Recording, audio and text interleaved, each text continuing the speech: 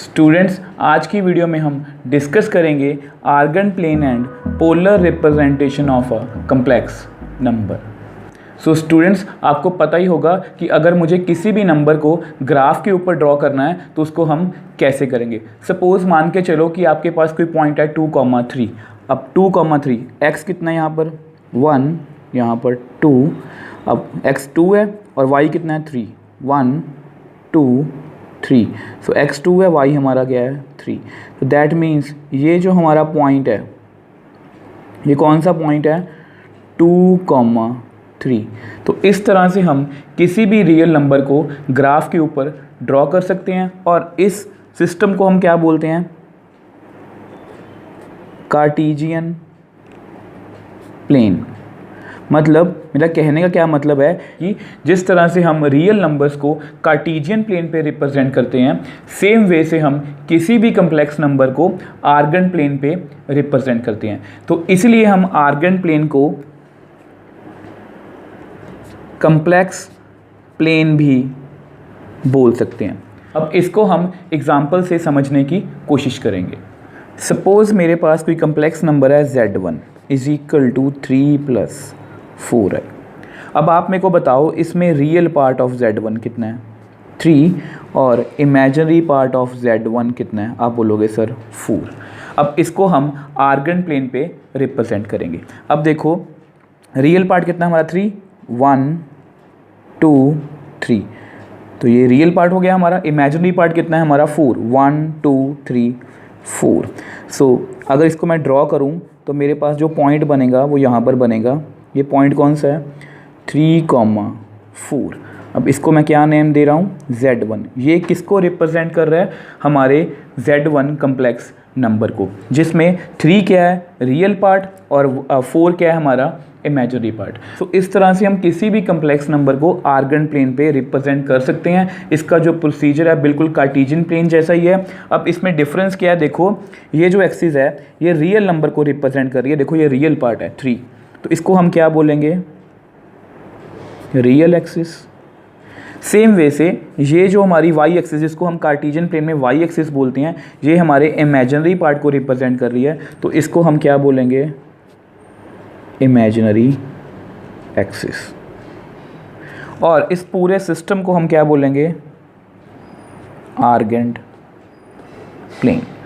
ये बिल्कुल Cartesian plane जैसा ही है, बट फ़र्क सिर्फ इतना है कि रियल नंबर्स को हम कार्टेशियन प्लेन पे रिप्रेजेंट करते हैं और सेम वे से किसी भी कम्प्लेक्स नंबर को हम आर्गन प्लेन पे रिप्रेजेंट करते हैं। सो ऐसा बना लो आप।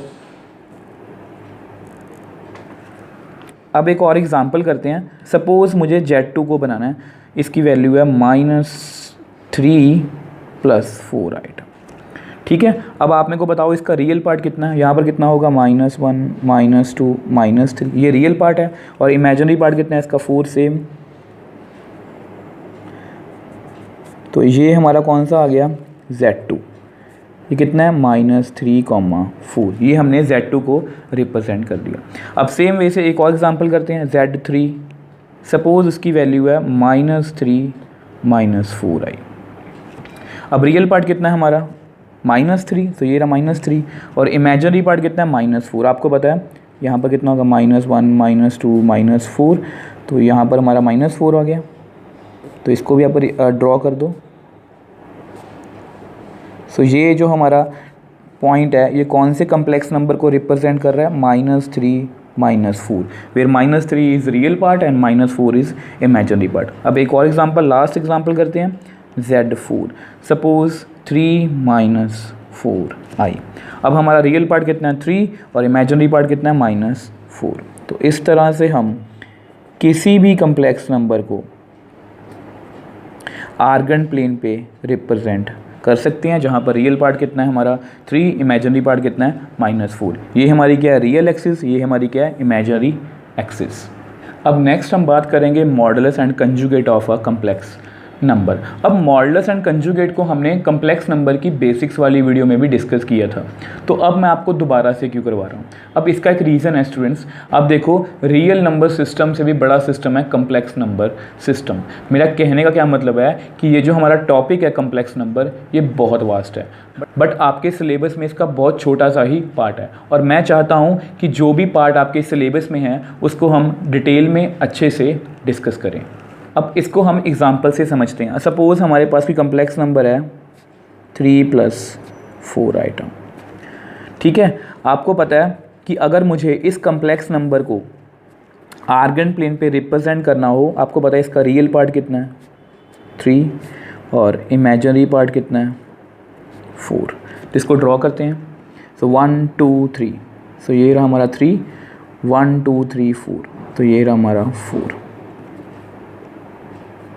तो मतलब यहाँ पर जो भी पॉइंट बनेगा हमारा वो कौन सा है 3, 4। ये इस कम्प्लेक्स नंबर को रिप्रेजेंट कर रहा है। आप इसको यहाँ पर लिख लो P, एनी पॉइंट P, ठीक है। देखो, आपको पता है मॉडुलस की वैल्यू क्या होगी। मैंने आपको सिखाया था रियल पार्ट का स्क्वायर, इमेजिनरी पार्ट का स्क्वायर अंडर रूट। कितना आएगा 9 + 16, मतलब Z मॉडुलस कितना आ गया √25। दैट मीन्स Z मॉडुलस कितना आ गया 5। बट ये वैल्यू कहाँ से आई, मुझे आपको वो समझाना है। अब देखो, सपोज़ ये ओरिजिन है, ठीक है। अगर मैं यहाँ पर इसको P पॉइंट से मैच कर दूँ, मतलब ये, अब ये जो लाइन है ये किसको रिप्रेजेंट कर रही है R। अब R का क्या मतलब है मॉडुलस, मतलब R को हम क्या बोलेंगे मॉडुलस, और ये हमें पोलर रिप्रेजेंटेशन में भी हेल्प करेगा। और ये क्या रिप्रेजेंट कर रहा है, ये रिप्रेजेंट कर रहा है कि ये जो हमारा कम्प्लेक्स नंबर है 3, 4, ये ओरिजिन से कितनी दूर है, मतलब इसका डिस्टेंस कितना है। आप इसको एक और वे से भी समझ सकते हो कि इसकी वैल्यू ये कैसे आई। देखो, सपोज़ अब ये बताओ आप मेरे को, अगर मैं इसको मैच कर दूँ यहाँ पर, अब ये इसकी लेंथ कितनी होगी 4, अब इसकी लेंथ कितनी होगी 3। अब ये क्या है, एक राइट एंगल ट्रायंगल। आपको पता है हाइपोटेन्यूज का square is equal to perpendicular square plus base square. अब हाइपोटेन्यूज कितना है R² is equal to P perpendicular, इसके सामने एंगल मतलब 4 का स्क्वायर प्लस बेस कितना है 3 का स्क्वायर। स्क्वायर की वैल्यू कितनी आ गई 16 + 9, दैट मीन्स R कितना आ गया √25। तो इसका आंसर कितना आ गया 5। यहाँ प्लस माइनस क्यों लिखा, क्योंकि R किसको रिप्रेजेंट कर रहा है कि कम्प्लेक्स नंबर का ओरिजिन से डिस्टेंस कितना है, और डिस्टेंस कभी नेगेटिव नहीं होता, इसलिए हम R को हमेशा क्या बोलते हैं मॉडुलस। मॉडुलस का मतलब हमेशा पॉजिटिव वैल्यू। अब इसके बाद हम डिस्कस करेंगे कंजुगेट को। अब आपके सामने है, मैंने Z को कितना लिखा था 3 + 4 आइटम। अगर मैं Z कंजुगेट लूँ, मतलब 3 + 4 आइटा का कंजुगेट, तो इसका आंसर कितना आएगा। मैंने आपको समझाया था इमेजिनरी पार्ट का साइन क्या हो जाता है चेंज, और रियल पार्ट का साइन चेंज नहीं होता। तो इसको हम आर्गन प्लेन पे कैसे रिप्रेजेंट करेंगे। अब देखो, इसका रियल पार्ट कितना है कंजुगेट का 3, और इमेजिनरी पार्ट ऑफ कंजुगेट कितना है -4। इसको आप ड्रॉ कर लो। अब देखो, रियल पार्ट कितना है 3, इमेजिनरी पार्ट कितना है 4, -1 -2 -3 -4। सो दैट मीन्स ये वाला पॉइंट 3, -4, ये किसको रिप्रेजेंट कर रहा है Z कंजुगेट को। आप इसको यहाँ से मीट भी कर दो। सो मैंने आपको लास्ट वीडियो में बताया भी था कि कंजुगेट किसको रिप्रेजेंट करता है, कि रियल पार्ट तो सेम बट इमेजिनरी पार्ट की डायरेक्शन रिवर्स हो जाती है। अब देखो, यहाँ पर +4 थी, यहाँ पर डायरेक्शन कितनी होगी इसकी -4। अब नेक्स्ट हम बात करेंगे polar representation of a complex number. अब देखो स्टूडेंट्स, पोलर रिप्रेजेंटेशन करने के लिए हमारे पास पोलर कोऑर्डिनेट्स होने चाहिए। अब सबसे पहले हम ये समझेंगे कि पोलर कोऑर्डिनेट्स क्या होते हैं। अब देखो, मैंने यहाँ पर एक ग्राफ पे एक पॉइंट बनाया 3, 3। अब इसको मैंने लोकेट कर लिया। कैसे लोकेट किया कि मुझे पता है इसकी x की वैल्यू कितनी है 3, सिमिलरली y की वैल्यू कितनी है 3। तो इस पॉइंट को मैंने लोकेट कर लिया 3, 3 की हेल्प से, मतलब x और y की हेल्प से। और ये जो x और y हैं, मतलब x, y, ये क्या हैं कार्टेशियन कोऑर्डिनेट्स। अब देखो, इस पॉइंट को मैंने कार्टेशियन कोऑर्डिनेट्स की हेल्प से ग्राफ पे लोकेट कर लिया। अब सिमिलरली हम किसी भी नंबर को, चाहे वो रियल हो चाहे वो कम्प्लेक्स हो, उसको हम पोलर कोऑर्डिनेट्स की हेल्प से भी लोकेट कर सकते हैं। देखो कैसे, सपोज़ अगर मैं कहूँ यहाँ पर कोई पॉइंट है जो ओरिजिन से, देखो ओरिजिन से मान के चलो 5 यूनिट दूर है ओरिजिन से, क्योंकि पॉइंट है Q।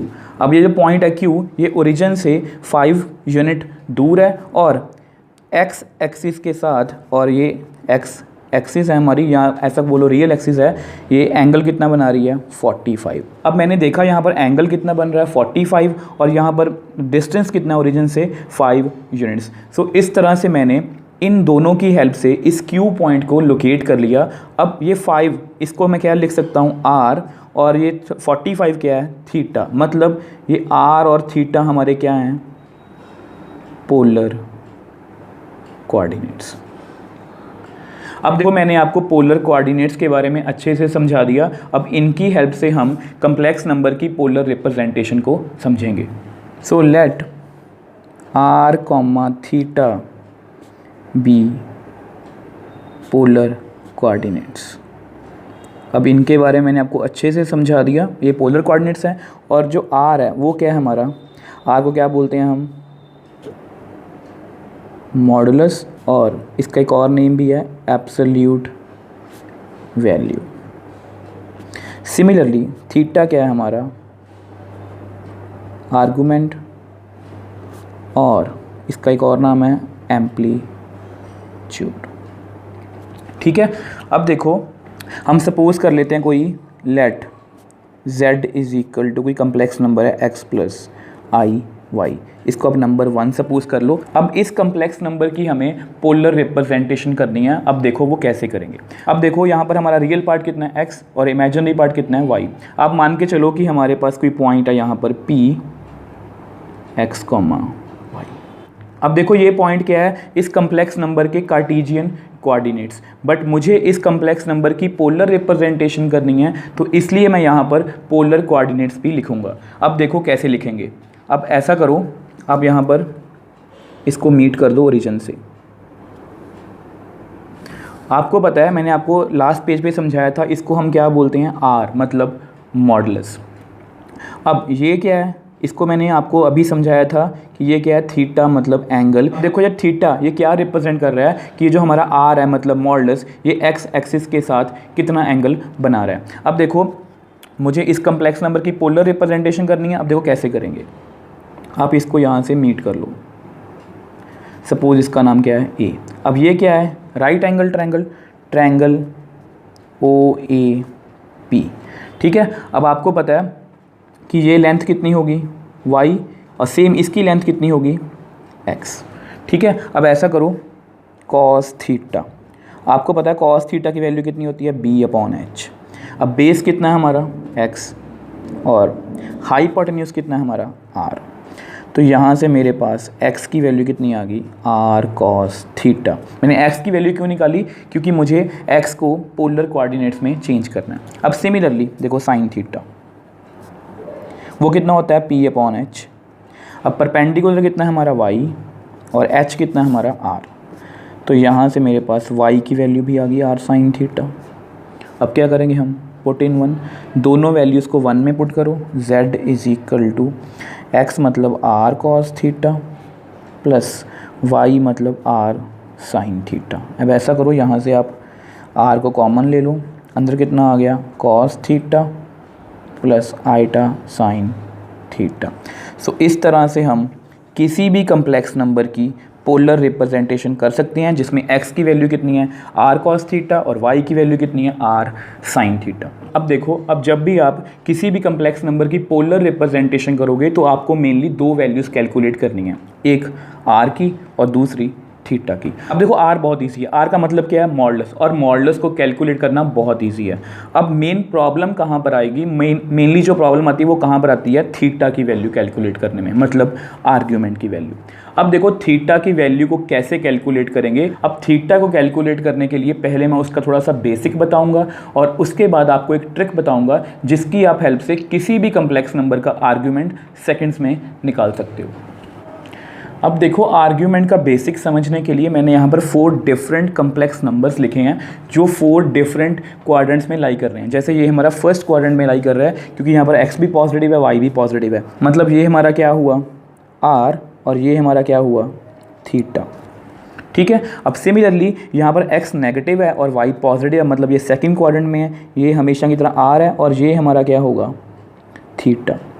अब सिमिलरली यहाँ पर x और y दोनों नेगेटिव हैं तो ये हमेशा की तरह r है और ये हमारा क्या होगा थीटा। थीटा का क्या मतलब है कि ये जो हमारी एक्सिस है, मतलब पॉजिटिव x एक्सिस, ये एंगल कितना बना रही है r के साथ। अब सिमिलरली यहाँ पर हमारा x क्या है पॉजिटिव और y क्या है नेगेटिव, मतलब हम फोर्थ क्वाड्रेंट में हैं और जो हमारा एंगल होगा वो क्या होगा ये कितना थीटा और ये क्या होगा हमारा r। अब देखो सपोज़ आपके सामने कोई कम्प्लेक्स नंबर है जिसमें थीटा मतलब आर्ग्यूमेंट की वैल्यू कितनी है 45। अब आपको पता है कि ये क्या है 4 क्वाड्रेंट्स, अगर मैं एक पूरा राउंड लगाऊं यहाँ से यहाँ तक, ये कितना एंगल हो गया 360 और फिर मैं 45 ऊपर जाऊँ, मतलब पहले 360 मैंने एक राउंड लगा लिया और उसके बाद फिर 45 मतलब आगे चला गया तो मेरे पास एंगल कितना बन गया 405। मतलब ये वही सेम कम्प्लेक्स नंबर है बट इसमें जो आर्ग्यूमेंट है वो कितना है 405। अब सिमिलरली एक और एग्जांपल करते हैं। मैंने यहाँ पर एक राउंड फिर 2 राउंड, मतलब मैंने 2 राउंड लगा लिए, मतलब 360 + 360 720 और फिर 45 मैं ऊपर जाऊँ तो सेम कम्प्लेक्स नंबर आ गया बट इस बार जो हमारा आर्ग्यूमेंट है वो फिर क्या है डिफरेंट, मतलब यहाँ पर कितना है 765। सो इस तरह से तो आर्ग्यूमेंट की इनफाइनाइट वैल्यूज़ आ सकती हैं बट मुझे सिर्फ आर्ग्यूमेंट की एक ही वैल्यू चाहिए। अब उस एक वैल्यू को कैलकुलेट कैसे करेंगे उसके लिए हम ट्रिक की हेल्प लेंगे। अब देखो ट्रिक को समझने के लिए सबसे पहले हम क्या लिखेंगे tan अल्फ़ा। आपके पास कोई भी कम्प्लेक्स नंबर आ जाए, चाहे फर्स्ट में, चाहे सेकंड क्वाड्रेंट में, चाहे थर्ड में, चाहे फोर्थ में, आपने हमेशा tan अल्फ़ा को कैलकुलेट करना है। अब tan अल्फ़ा क्या है देखो, यहाँ पर हम लिखेंगे इमेजिनरी पार्ट ऑफ z और रियल पार्ट ऑफ z और मॉडुलस। अब आपको पता है कि इमेजिनरी पार्ट कितना है हमारा y और रियल पार्ट कितना है x। अब चाहे यहाँ पर नेगेटिव वैल्यू है चाहे पॉजिटिव है, इसका आंसर हमेशा क्या आएगा पॉजिटिव, क्योंकि मैंने यहाँ पर क्या डाला है मॉडुलस। अब देखो अल्फ़ा क्या है। अब देखो अगर हमारा जो कम्प्लेक्स नंबर है वो फर्स्ट क्वाड्रेंट में है सो दैट मीन्स यहाँ पर क्या है हमारा थीटा, और थीटा की वैल्यू हम कैसे कैलकुलेट करेंगे = अल्फ़ा, मतलब जो भी अल्फ़ा की वैल्यू आएगी वो हमारी किसकी वैल्यू होगी आर्ग्यूमेंट की। अब सिमिलरली अब देखो यहाँ पर हमारा थीटा कितना होगा, ये वाला आपको पता है ये थीटा होगा और ये हमारा क्या है अल्फ़ा। ठीक है, अब देखो अब हम थीटा की वैल्यू कैसे कैलकुलेट करेंगे। आपको पता है ये पूरा एंगल कितना है हमारा 180, तो आप थीटा की वैल्यू कैसे कैलकुलेट करोगे, थीटा = पाई माइनस अल्फ़ा। सो इस तरह से हम अल्फ़ा की हेल्प से थीटा की वैल्यू मतलब आर्ग्यूमेंट की वैल्यू को कैलकुलेट कर सकते हैं। अब नेक्स्ट, अब देखो अगर हम थर्ड क्वाड्रेंट में आए, मतलब अगर हमारा जो कम्प्लेक्स नंबर है वो थर्ड क्वाड्रेंट में है, अब हम देखो इस थीटा को ऐसे कैलकुलेट नहीं करेंगे। अब इसकी डायरेक्शन एंटी क्लॉकवाइज है, हम इस डायरेक्शन से थीटा को कैलकुलेट करेंगे। क्यों, उसका रीज़न अभी बताता हूँ आपको। अब देखो ये कितना होगा हमारा अल्फ़ा। अब देखो ये टोटल एंगल भी कितना है 180, ठीक है, बट इसमें डायरेक्शन थीटा की क्या है रिवर्स है, क्योंकि यहाँ पर थीटा की डायरेक्शन क्या है एंटी क्लॉकवाइज, बट यहाँ पर क्या है क्लॉकवाइज, तो डायरेक्शन रिवर्स है, इसलिए जो थीटा की वैल्यू होगी उसके आगे क्या लगेगा नेगेटिव का साइन। तो इस तरह से हम थीटा को थर्ड क्वाड्रेंट में कैलकुलेट करेंगे। अब सिमिलरली लास्ट हमारा फोर्थ क्वाड्रेंट, अब देखो यहाँ पर हमारा एंगल कितना होगा ये अल्फ़ा, और मुझे किसको कैलकुलेट करना है थीटा को।